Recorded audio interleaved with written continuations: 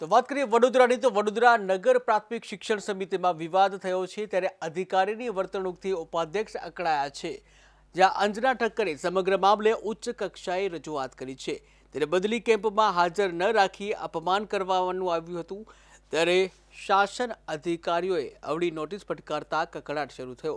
જ્યાં કકળાટ પર ચેરમેનનો પડદો પાડવાનો પ્રયાસ છે ત્યારે તપાસના અંતે જિલ્લા શિક્ષણ અધિકારી રિપોર્ટ સુપરત કરશે। એ વખતે 28 તારીખે અમારા ત્યાં શિક્ષણ ફેરબદલીનો કેમ્પ હતો અને દરેક જિલ્લામાં એક સાથે થતો હોય છે। એટલે મને આગલા દિવસે મને એવી રીતે લેખિતમાં લેટર આપ્યું કે અધ્યક્ષ હાજર રહી શકે છે, ઉપાધ્યક્ષ હાજર ના રહી શકે, પણ હંમેશા એવું હોતું હોય છે કે ત્યારે દરેક જિલ્લામાં અધ્યક્ષ અને ઉપાધ્યક્ષ સાથે જ બેઠા હતા। અને અહીંયા વડોદરા શહેરમાં પણ હું અત્યારે 2.5 વર્ષથી સભ્ય હતી તો એમાં પણ અધ્યક્ષ અને ઉપાધ્યક્ષ બેસતા જ હતા। એટલે મારો એ વિષય એટલો જ હતો કે અધ્યક્ષ ગેરહાજર હોય તો જ ઉપાધ્યક્ષ આમાં બેસી શકે એવું નથી હોતું કે આ તો શિક્ષકોનો ફેરબદલીનો કેમ્પ છે તો અમે પણ બંને હાજર રહી શકીએ છીએ, પણ છતાં પણ એટલે મારું અપમાન છે એવું નથી, એક આ ગરિમાના છે જોઈને અમારા બંનેની થોડી મિસઅન્ડરસ્ટેન્ડિંગ હતી એ દૂર થઈ ગઈ। મનાઈ નથી હોતી, અમુક કાર્યક્રમોમાં સ્વેચ્છાએ હાજર રહેવાનું હોય છે અને એમને નોટિસ નથી આપી, મેં માત્ર જાણ કરી છે કે બદલી કેમ્પની અંદર ઉપસ્થિત રહેવાય કે ન રહેવાય। એ જાણ કરતો પત્ર છે એટલે એવી નોટિસ તો મારે આપવાની સત્તા છે પણ નહીં। અચ્છા, પણ બેન દ્વારા આપને પણ સંબોધીને એક પત્ર લખવામાં આવ્યો છે, અવારનવાર એમની સાથે આ પ્રકારનું વર્તન થઈ રહ્યું છે, સાથે શિક્ષણ મંત્રીને પણ એમને સંબોધીને પત્ર લખ્યો છે કે જે જિલ્લા શિક્ષક ફેરબદલીનો કાર્યક્રમ હતો એમને સમય 1 વાગ્યાનો આપેલો કાર્યક્રમ 10 વાગે થઈ ગયો। આ વિશે પાછળનું કારણ શું?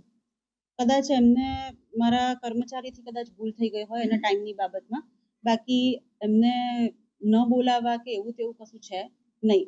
એમને બોલાવવા હોય તો ચેરમેન શ્રી એમને બોલાવી શકે છે। અચ્છા, કોઈ નિયમો પ્રમાણે એમની હાજરી હોવી જોઈએ કે ના હોવી જોઈએ એવું નહીં, અમારા પરિપત્રમાં લખેલું હોય છે કે અધ્યક્ષ શ્રી હોય પછી અધ્યક્ષ શ્રી જેને પણ નિમંત્રિત માન સન્માન જળવાય છે, કોઈનું માન સન્માન ગવાય નહીં। અને આ શિક્ષણ સમિતિમાં અમે જ્યારે કોઈ બાળકોને શિક્ષણના વિષયમાં જ્યારે સમજ આપતા હોય તો અમારે પહેલો તો અમારી પોતાની જાત જોડે આ વિષય અમારી સમજ ફેરમાં થઈ ગયો હોય તો એને સુધારી લેવો જોઈએ અને આગળના દિવસોમાં સાથે બેસી બધા ભેગા થઈને કામ કરવાનું છે। અને આ સારું કામ કરતી સમિતિ છે। 4 વર્ષમાં ઘણા સારા કામો, સારા માઇલસ્ટોન અમે કવર કરેલા છે। નવી સ્કૂલો બની રહી છે, નવા બિલ્ડિંગો બની રહ્યા છે, સાથે 10માની અમે તૈયારીઓ કરાઈ છે, બાળકોના આગળ અભ્યાસ માટે ચિંતા કરીએ છીએ। શિક્ષણ સમિતિના બાળકોની સારી રીતે એક્ઝામ જાય એના માટે અમે એ લોકોની NMMSની એક્ઝામ હોય કે કોઈ પણ એક્ઝામ હોય તેની અંદર એમની પડખે ઉભા રહીને કામ કરીએ છીએ।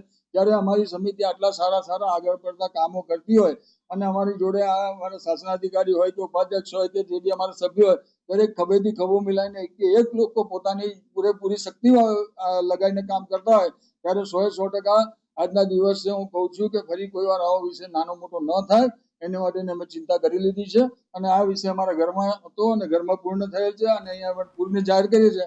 આગળથી કોઈ વિષય આવો ન બને એના માટે